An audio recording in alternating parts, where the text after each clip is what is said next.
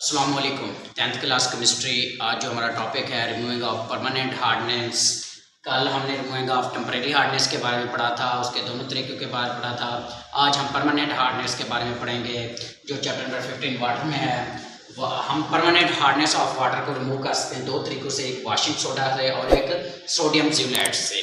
Washing सोडे का formula Na2CO3 और ये क्या करते हैं, हम डोमेस्टिक लेवल पर इसे क्या कर सकते हैं, डोमेस्टिक लेवल पर इसे यूज़ कर सकते हैं। और सोडियम जिलेट्स जो है वो क्या होता है, डोमेस्टिक लेवल पे भी हम उसे यूज़ कर सकते हैं और इसे लार्ज स्केल पर यानी इंडस्ट्री लेवल में भी यूज़ कर सकते हैं। तो आज के इस लेक्चर में हमने दोनों के बारे में पढ़ना है। पहले वॉशिंग सोडे को यूज़ करके देखना है कि कैसे वो जो हमारे पास हार्ड वाटर से सॉफ्ट में चेंज करता है। फिर हमने सोडियम जिलेट्स को देखना है, सोडियम जिलेट्स में भी देखना है कि वो कैसे हार्ड वाटर को सॉफ्ट में चेंज करता है। सबसे पहले हम वॉशिंग सोडे के साथ करते हैं। जैसे कि हमें पता है कि हमारे पास जो हार्ड वाटर होता है वो होता है कैल्शियम सल्फेट से बने होते हैं SO4। तो हमने क्या करना है, कैल्शियम सल्फेट जो कि हमारे पास क्या है एक हार्ड वाटर के फॉर्म में है, हमने इससे क्या करना है, इसका रिएक्शन करा देना है या इसके अंदर मिक्स कर देना है किसी वॉशिंग सोडे को, Na2CO3। तो ये हमारे पास क्या आ गया, वॉशिंग सोडा आ गया। अब हमने इनका रिएक्शन जो कराना है, तो ये क्या होता है, इसमें रिएक्शन की बिना पर क्या हो गया है, इसकी एक्सचेंजिंग होगी जिसकी बिना पर क्या होगा, हमारा जो सॉफ्ट वाटर आ जाएगा। अब इस रिएक्शन को मैं दिखाऊंगा आपको क्या होगा। यहाँ से क्या होगा, CaCO3 अलहदा हो जाएगा, कैल्शियम कार्बोनेट अलहदा हो गया, प्लस हमारे पास Na2SO4 बन गया, Na2SO4। अब हमारा जो मेन प्रोडक्ट होता है वो होता है कैल्शियम कार्बोनेट। अगर हम इससे अलहदा करा लिया तो क्या होगा, बाकी जो बचेगा हमारे पास सॉफ्ट वाटर के फॉर्म में आ जाएगा।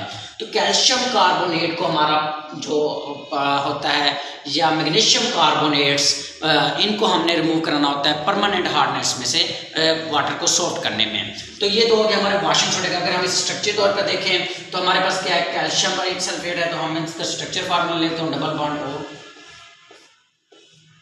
अब ये इसका स्ट्रक्चर फार्मूला आ गया, क्योंकि इसके साथ 4 का सल्फर के साथ 4 का डबल बॉन्डिंग होती है, लेकिन मैंने दो जगहों पर डबल बॉन्ड, दो जगहों पर सिंगल बॉन्ड इस वजह से लिया क्योंकि यहाँ पर कैल्शियम को मैंने अटैच कराना है। तो ये किसका, कैल्शियम सल्फेट का स्ट्रक्चर फार्मूला आ गया। इसकी मैंने रिएक्शन करानी है, किसके साथ इसका बॉन्डिंग बनाना है, मैंने Na2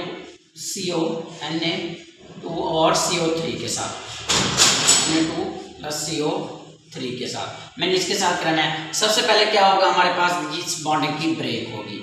इस बॉन्डिंग की ब्रेक होने के बाद जो ऑक्सीजन है ये इलेक्ट्रॉन ले लेगा, इस पे नेगेटिव चार्ज आ जाएगा। इसी तरह जब इसके साथ बैडिंग, इस पे क्या आ जाएगा, पॉजिटिव चार्ज आ जाएगा। अब जब इसके साथ बॉन्डिंग ब्रेक होगी तो ये ऑक्सीजन भी बर्दाश्त नहीं करेगा, ये भी अपना बॉन्ड इसके साथ कैल्शियम के साथ ब्रेक कर देगा। तो पहले इस पे +1 था, अब इस पे क्या आ जाएगा, +2 आ जाएगा, क्योंकि इसकी दोनों बॉन्ड साइड से बॉन्डिंग ब्रेक हो गई है। तो ये हमारे पास यहाँ से इस पर भी नेगेटिव चार्ज है, क्योंकि ये इलेक्ट्रॉन ले लेगा, जो इलेक्ट्रोनेगेटिविटी ऑक्सीजन की ज़्यादा है इस वजह से वो इलेक्ट्रॉन ले लेगा।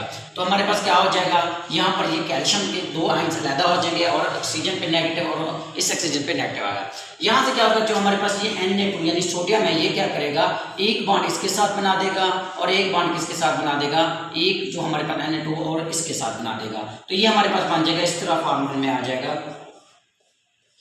तो एक Na इधर अटैच हो गया और एक Na इसके साथ अटैच हो गया, क्योंकि जो हमारे पास सोडियम है ये क्या फर्स्ट ग्रुप से ताल्लुक रखता है, इसी वजह से इस पर क्या होता है एक चार्ज, इसी वजह से ये एक के साथ अटैच होगा। और बाकी हमारे पास बचा है यहाँ से CO3, तो ये हमारे पास क्या होगा, इस कैल्शियम के साथ रिएक्शन कर CaCO3 बना देगा, जिसका जो हमारा क्या कैल्शियम कार्बोनेट है, जो कि हमारा मेन प्रोडक्ट है, किस में से, सॉफ्ट वाटर में से हमने क्या करना है, हार्ड वाटर में से सॉरी हमने रिमूव करना है। इसके बाद जो होगा हमारा वो सॉफ्ट वाटर होगा। ये तो था हमारा वॉशिंग सोडा। नेक्स्ट जो है हमारा वो है सोडियम जिलेट्स। तो मैं इसे रेज करूँगा, आपको सोडियम जिलेट्स के बारे में बताता हूँ।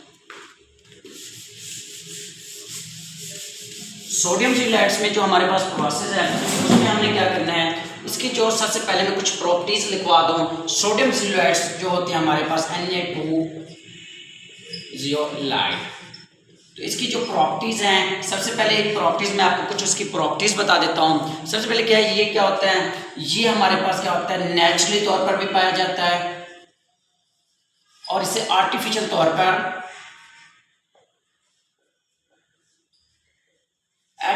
पर लेबोरेटरी में भी तैयार कर सकते हैं। इसके अलावा क्या है, ये क्या होता है, इसका एक और नाम है जो कि आपकी बुक में भी नहीं बताया गया, हाइड्रेट एल्यूमिनियम सिलिकेट। इसे क्या है, हाइड्रेटेड एल्यूमिनियम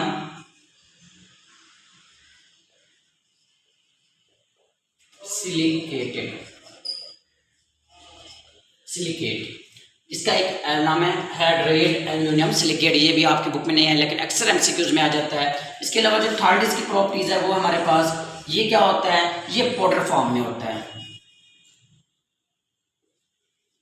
इसमें पाउडर फॉर्म में होता है और इसका जो कलर होता है वो होता है हमारे पास वाइट कलर का होता है। इसके अलावा जो पांचवी इसकी प्रॉपर्टीज है ये क्या होता है, ये डिटर्जेंट के भी तौर पर इस्तेमाल होता है इसे। अच्छा एक बात और बताना मैं भूल गया, इसे आयन एक्सचेंज भी कहते हैं। क्या, आयन्स एक्सचेंजर। ये क्या करता है, अपने आयन्स को एक्सचेंज करता है दूसरे के साथ। तो ये उसकी कुछ प्रॉपर्टीज हैं। ये भी शॉर्ट क्वेश्चन में पूछ सकता है कि जो हमारे सोडियम जिलेट की प्रॉपर्टीज लिखें तो क्या होता है। पहले ये नेचुरल तौर पर भी पाया जाता है, आर्टिफिशियल तौर पर भी हम इसे लेबॉरेटरी वगैरह में तैयार कर सकते हैं। इसका एक अलग नाम है hydrate aluminium silicate, powder form में होता है, व्हाइट क्रिस्टल होता है और ये क्या होता है, डिटर्जेंट के तौर पर भी रिएक्शन होता है। तो इसके अलावा आप इसका हम रिएक्शन करते हैं जिसमें वो क्या करता है, कैसे ये अपने आयंस को एक्सचेंज करता है। तो वो मैं आपको बताता हूँ कि आयंस जो है अपने आयंस कैसे एक्सचेंज करता है। सबसे पहले हमने क्या करना है, सोडियम जिलेट्स जो है हमारे पास Na2CO इसका हमने रिएक्शन करा देना है। इसका रिएक्शन कराना है हमने किसके साथ, हमारे पास जो हमारा हार्ड वाटर होता है, क्या है हमारे पास हार्ड वाटर, हमारे पास कैल्शियम सल्फेट्स होते हैं SO4, इसके साथ रिएक्शन करना है। सबसे पहले क्या बनेगा, यहाँ से ये जो हमारे पास इस पे पॉजिटिव चार्ज होता है और इस पे क्या होगा नेगेटिव चार्ज, इन्हें आपस में मिलकर क्या बना लेना है, ये हमारे पास Na2SO4 बना लेना है। इसके अलावा बचे हमारे पास कैल्शियम बच गया और यहाँ बच गया जियोलाइट्स, तो ये क्या हो जाएगा, कैल्शियम जियोलाइट्स बना देंगे, कैल्शियम जियोलाइट बना देंगे क्योंकि ये आयन एक्सचेंजर की बिना पर था, इसी वजह से इसने आयन एक्सचेंजर। इसके अलावा आपकी बुक में एक और कलेक्शन कराया गया है कि सोडियम जियोलाइट को NaCl के साथ रिएक्शन कराता है। तो वो कैसे रिएक्शन होता है, सबसे पहले अगर हमने सोडियम जियोलाइट को आयन यानी जो हमारा सोडियम जियोलाइट है सोडियम क्लोराइड यानी NaCl के साथ रिएक्शन करना है, उससे पहले हमें इसे CaCl के साथ रिएक्शन करना पड़ेगा। Na2 जियोलाइट्स यानी हमारे पास सोडियम जियोलाइट है, इसका रिएक्शन कराना है सबसे पहले NaCl के साथ, पहले इसे हमें CaCl के साथ कराना है। तो क्या होगा हमारे पास, सबसे पहले ये तो बन जाएगा NaCl बन जाएगा और हमारे पास Ca जियोलाइट्स बन जाएगा। क्या बन जाएगा, Ca जियोलाइट। अब इस Ca जियोलाइट को हमने रिएक्शन कराना है किसके साथ, हमने रिएक्शन कराना है NaCl के साथ। ये रिएक्शन आपकी बुक में दिया गया है, ये रिएक्शन नहीं दिया गया तो आपको कंफ्यूज ना हो गया। तो सबसे पहले क्या क्या सोडियम जियोलाइट को NaCl के साथ रिएक्शन कराया, इसी बिना पर हमारे पास ये जो रिएक्शन बनेगा ये क्या बनेगा, यहाँ से CaCl बन जाएगा हमारे पास CaCl और यहाँ से क्या हो जाएगा Na2 और यहाँ पर हमारे पास जियोलाइट्स। ये रिएक्शन आपकी बुक में दिया गया है। इसके अलावा तो उन्होंने डायरेक्ट ये रिएक्शन दिया, ये रिएक्शन नहीं दिया। तो आप लोग याद रखना है पहले क्या किया, सोडियम जियोलाइट को कैल्शियम का CaCl के साथ CaCl2 के साथ रिएक्शन कराया तो हमारे पास NaCl2 बन गया। अब उसी हमारे पास जो सोडियम कैल्शियम जियोलाइट्स बना था उसे Na2Cl के साथ रिएक्शन कराया तो हमारे पास CaCl2 और Na2Cl जियोलाइट्स वगैरह तैयार हो गया। ये तो था मेरा आज का टॉपिक। नेक्स्ट हमारा जो टॉपिक है वो मैं आपको उसके लिए होमवर्क दूंगा कि आप लोगों ने, मैंने पहले भी शुरू से इसमें बता रहा हूँ कि जो हमारे पास उसके डिसएडवांटेज हैं, क्या एडवांटेज करते हैं कि ये हॉट होते हैं जिसकी वजह से टर्बाइन्स वगैरह को जाम कर देते हैं और ब्रास्ट हो जाते हैं, हमारे स्टोमक प्रॉब्लम बनती है, सोप का बहुत ज़्यादा खर्च होता है। ये आप लोगों ने खुद से स्टडी करना है। ओके, अल्लाह हाफिज़।